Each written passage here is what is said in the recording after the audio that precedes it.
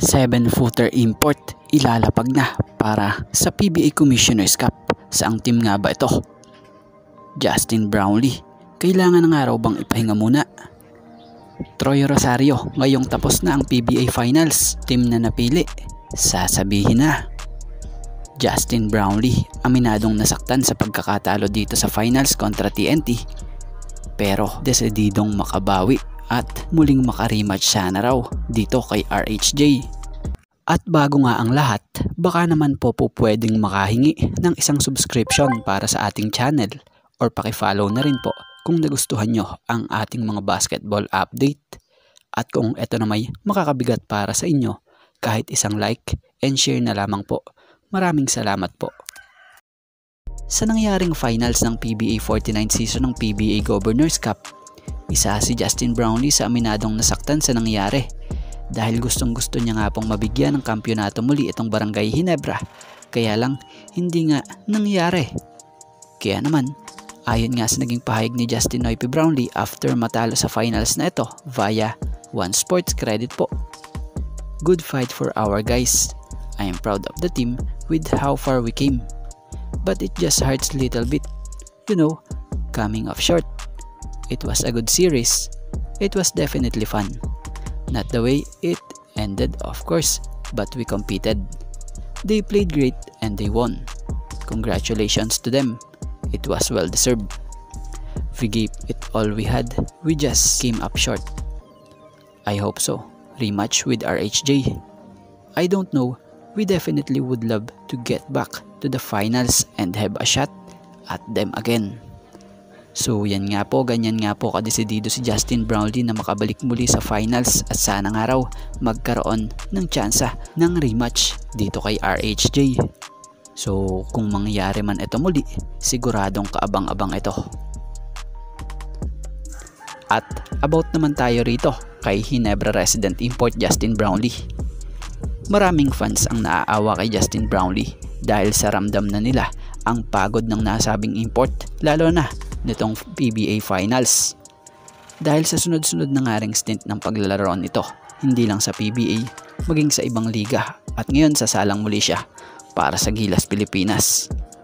So ayon nga sa nabasa natin sa isang post or website nitong si Pass Break Credit po, hinihimok nga ng mga Ginebra fans ang Ginebra na ipahinga muna raw itong si Justin Brownlee sa Commissioner's Cup. So sana nga raw bigyan ng chance na makapagpahinga ng ayos si JB at kumuha muna raw ang mga ito ng mas malaking import. Total, ang liga naman raw ay allow sa Commissioner's Cup kumuha ng mga malalaking import. So yun lang naman opinion ng mga fans dahil siguro nakita rin nila na kulang rin talaga ang jeans sa big man. Dahil na tong finals talagang madalas si JB na ang nagiging sentro ng koponan pag nilabas na si Japet. So yung pagod ang inaalala siguro ng mga Ginebra fans na kung sakaling mabigyan ng magandang pahinga si Justin Brownlee, possible makapag-recharge muli raw ito at mas malakas ang pagbabalik na to. So ano opinion nyo rito? Ryan Richards, ang 7-footer big man import na maglalaro ngayong PBA Commissioner's Cup sa 49th season ng nasabing liga. Si Ryan Richards ay drafted sa NBA bilang 49th overall pick sa second round ng San Antonio Spurs. Pero ang karir nito umikot sa paglalaro sa iba't ibang liga sa iba't ibang bansa. Batay sa nakalap nating impormasyon, huling naglaro ito para sa team ng Gaiteros del Zulia na team based in Maracaibo, Venezuela. So ang nasabing 7-footer import na ito ay inaasahang darating sa Lunes para lumahok sa terra firma. Sa mga hindi familiar kay Ryan Richards, bukod sa pagiging 7-footer nito, ang strength nga po niya sa paglalaro ay ang post move na siya nga pong Dirk Nowitzki na galawan. Ang maganda pa sa estilo ng laro niya, kaya niya nga po magdala ng bola dahil kung aakalain mo nga gwardiya kung gumalaw pagdating sa dribbling skills niya. Bukod dyan, dahil matangkad nga, asahan mo sa PBA na mangingibabaw talaga yan dahil sa taas niya. Inaasahan na magiging magandang addition to para sa terra firma ngayong 49th season ng PBA Commissioner's Cup.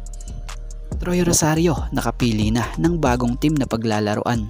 Ang malinaw pa dito hindi nga po ito sa abroad maglalaro kundi dito pa rin sa Pilipinas. So malinaw na PBA teams ang napili na to. Ayon nga sa huling report dito, bukod sa Blackwater, TNT, Converge, ay SMC teams rin nga po ang interesado rito. Matatanda ang napabalita nung nakaraang mga linggo, nagkaroon ito ng mga meetings sa mga SMC bosses na siya nga pong huli sa napabalitang listahan na nagka-interest rito dito sa Pilipinas sa liga sa PBA.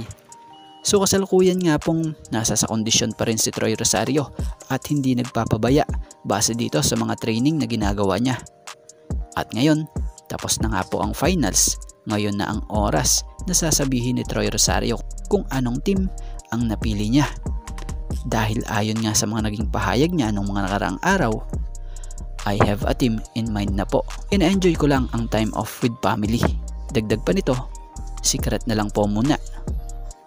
At ngayon nga lumipas ang araw at ngayon tapos na ang finals, magkakaalaman na kung saang team siya maglalaro. Kaya naman, abangan itong magiging announcement niya